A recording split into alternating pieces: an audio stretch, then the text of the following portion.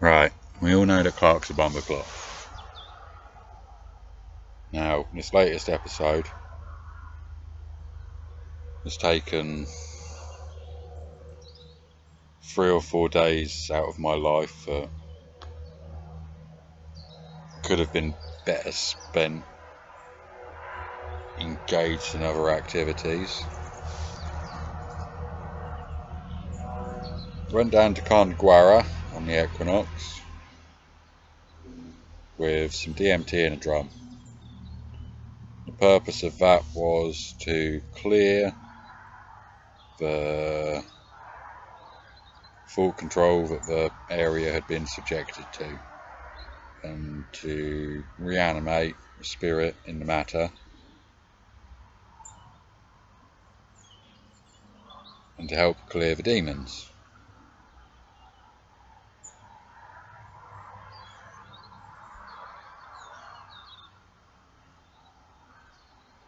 That went pretty well.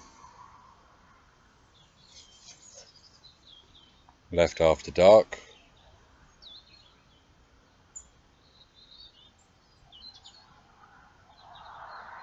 It went pretty well. The interesting one was on the way there. I went into Morrison's, and at the entrance there was some chocolate that had been reduced from £1.44 to £1, which I should have recognised, but I didn't, so I got a full pack of 12s. And then, so after doing the music and the drumming at the henge, I ate one of the 12s, and everything had been going perfectly up until then, but obviously Clarke had put his thoughts into that, so he wormed his way back into the dreaming, and then there was a flash of Ali G and a vision of Barden in the first tarot.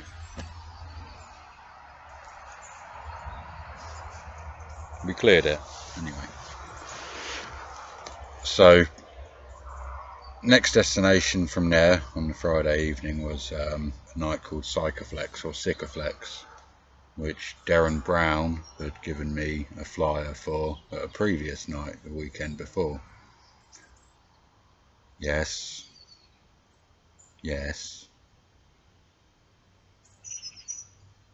And so got there, and then by the time I found this place after a lot of hoodoo, and it was behind a fire station, and you know how it is, nobody gives you directions. They all say, oh, it's down there somewhere on the left. So I got there, and it wasn't that night, it was following night. Alright, a clever trick and a change. Alright, fine, can live with that, fine. So I got diverted by that because I'd already made the plan to go to the Khan before receiving the flyer, so that flyer was an intentional diversion. So I received it and I allowed myself to get diverted. I didn't follow my own plan, but that's by the by, irrelevant. And so on leaving the area, I was in Penzance, that's where it was. So I was right, go to St Michael's Mount, eat your flatbread, and do some drumming with Michael. On the line, on the Michael line, I think it's just, you know, both lines go through there on the ley lines, Michael and Mary line. Zzz. And then on the way there, I got pulled over. I was driving pretty safely, to the best of my knowledge, but I got pulled over by 2 police officers, 4 police officers in fact, 2 police cars. I pulled into a lay-by, one went in front, one was behind me, and then I know the arresting officer. She was in disguise because she's a Mason, and so they do stuff like that. Sophie Hunt. And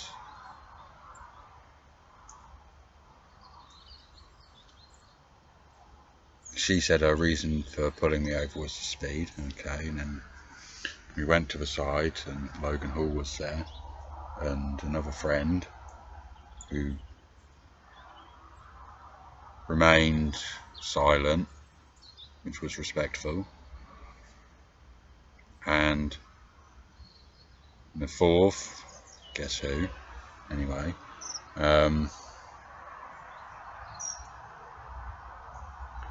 so after establishing that they couldn't establish my identity, they arrested me for not being able to provide my identity.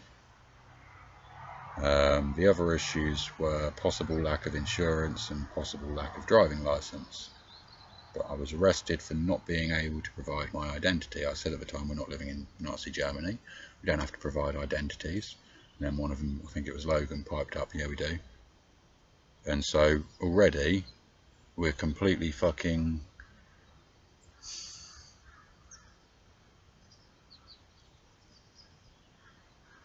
bowled over by regulations. You know, I know it's possible to get out of these things with the correct attitudes and responses to the questions with the free man on the land and common law, but I really wasn't in the mood for any of that, because, you know, that's why they bring in my friends, because they make out as if they're trying to help in some odd sort of way. You know, that's all the mimicked emotional engagement. And they're very well trained in mimicking emotional triggers to evoke certain responses. So let's have a look at the anomalies.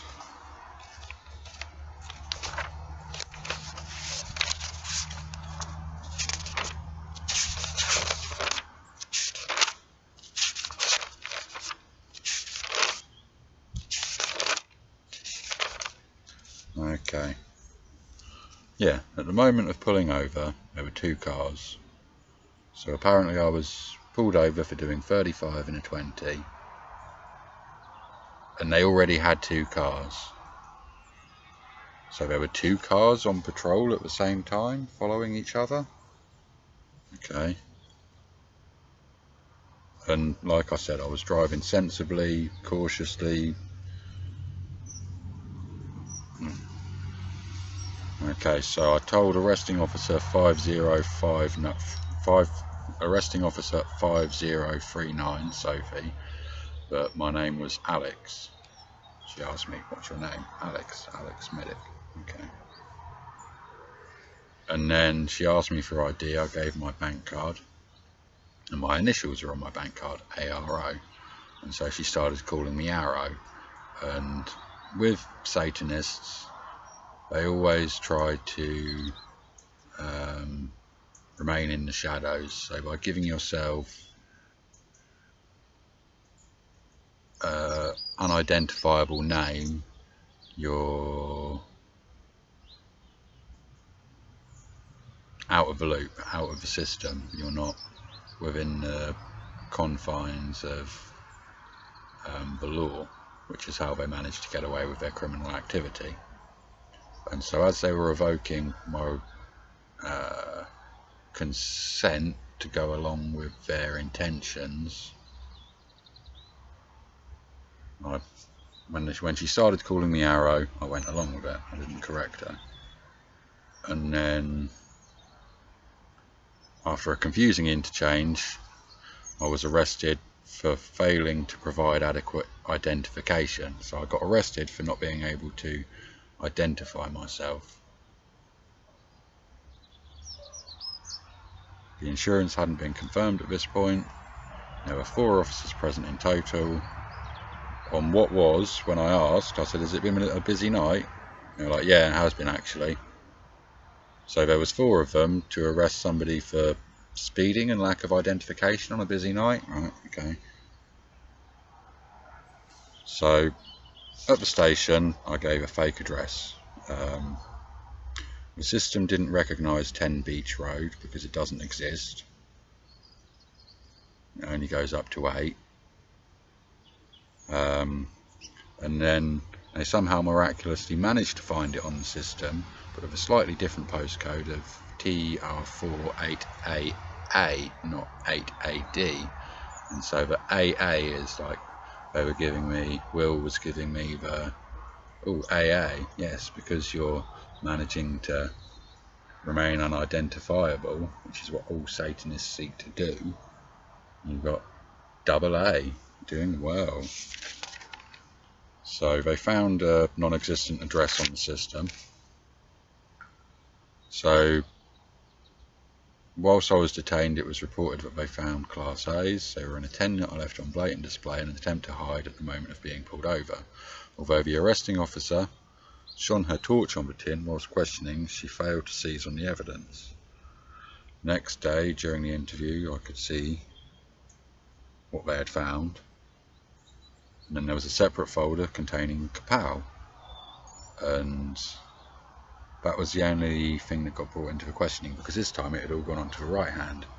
And they were clearing up the mess. So they had recognised that it was a false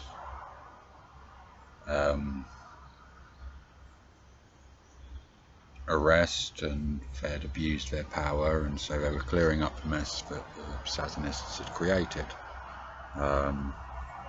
Basically, I could see what they had found, and I could see something else that was also crystallised, and I explained for something else, and we left what was found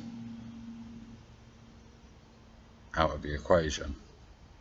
In that interview room, the operating system, the software, the display on the screen of recording and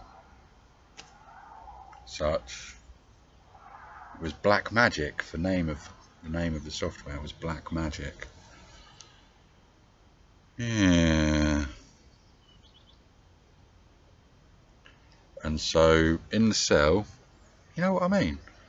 This whole thing, it's just relentlessly fucking double fucking bullshit. The whole thing is just bullshit. The whole thing. You know, they said in the custody office while they were booking me in, do you need to see a nurse? No. I've got no medical problems, I'm fine.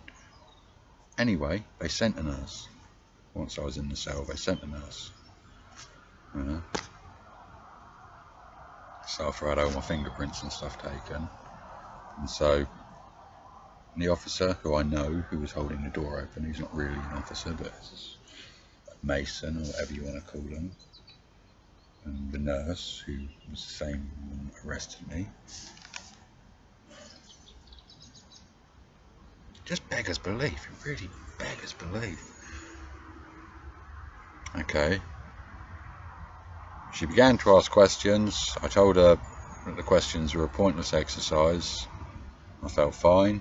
She began to leave. The female police officer at the door made a comment to the effect that I was being a sheep, qualified with the statement that the door's open, as if I should just get up and walk out. And then they've done their brainwash thing, but I managed to keep it all in the air so that they weren't localised. It went global. Hello.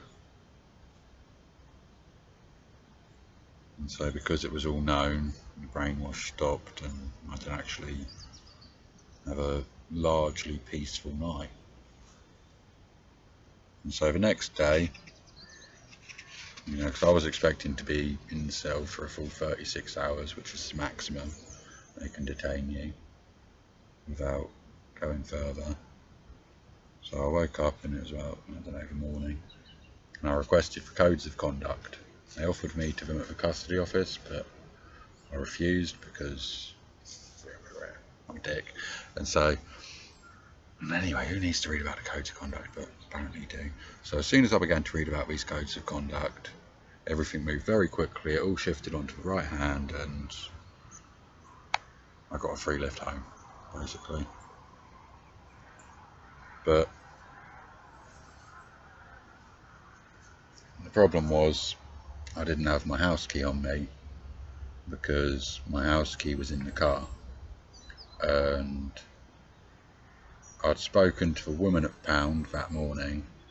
She said there was nobody at the pound. When I saw her today, she asked, "Were you the person I spoke to?"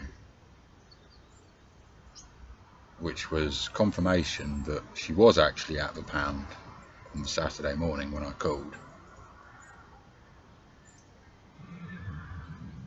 But they told me that there was nobody there, so I couldn't go and get my key that day and my stuff. So it's all dragged out.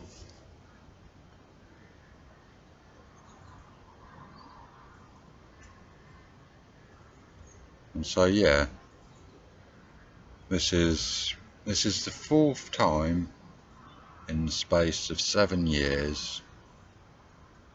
Well, 5th. There's probably a few more as well. I've forgotten about the non-motoring related involvement of police interaction with my life that's all in the service of Saturn. They're not doing their job, they're being a nuisance. I said to him today, he came down and I was at the car pound trying to get my stuff out of the car, and he said that they hadn't come down to help me resolve the issue of the identification. They'd come down to remove me for disturbing the peace, and he was the one who was getting knocky and bolshy and speaking in a loud tone and disturbing the peace. So he came down to disturb the peace to tell me I was disturbing the peace. You know what I mean? And I got onto the whole protect and serve thing. You're protecting and serving. Who are you protecting and who are you serving? And so on and so forth. I just can't believe how much of a bellend the guy is. You know, it was totally his will. It was totally his will. I was down at the pound today. I forgot to take the form with me.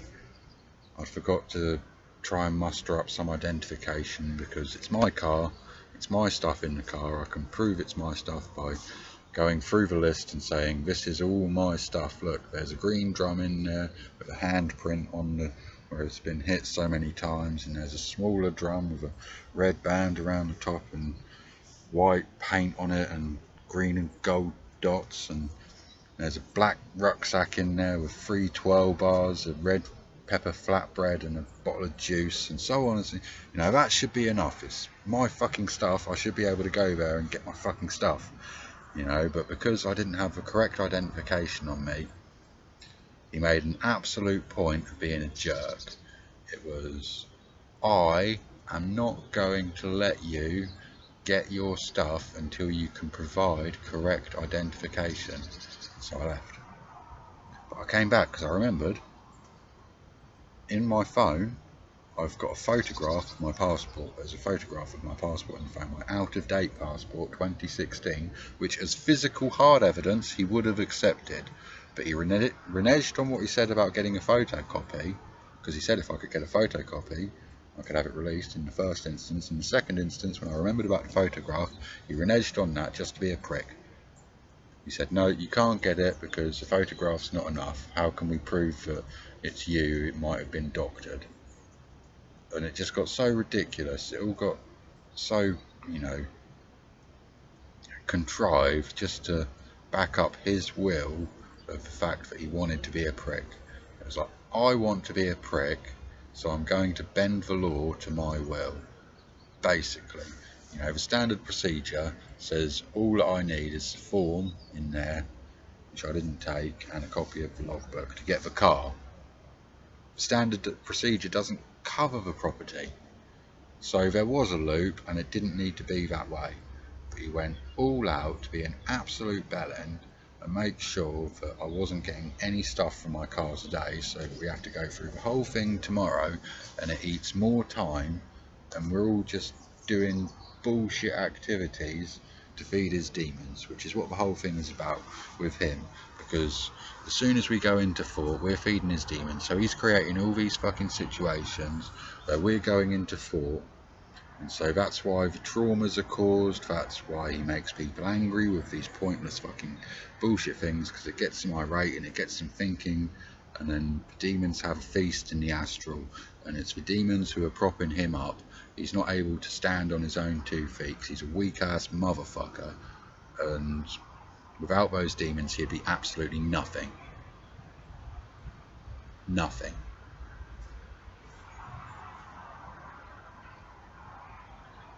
And so that's why you're all employed to feed them. And you can't see that, and you can't break out of your traps.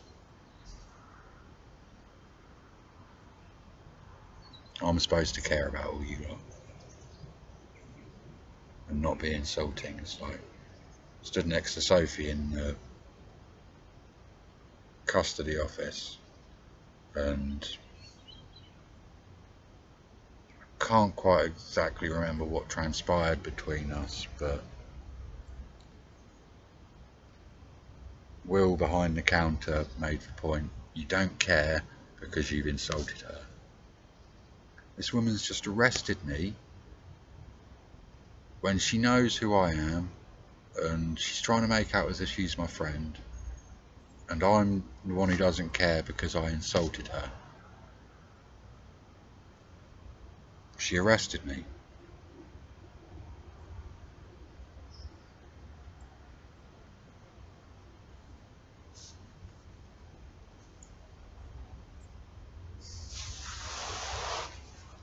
And I'm the one who doesn't care.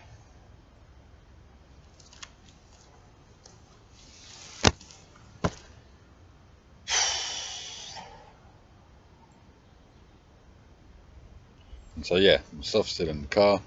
I'm not going to have a car. I live in Cornwall and I'm going to have to walk everywhere.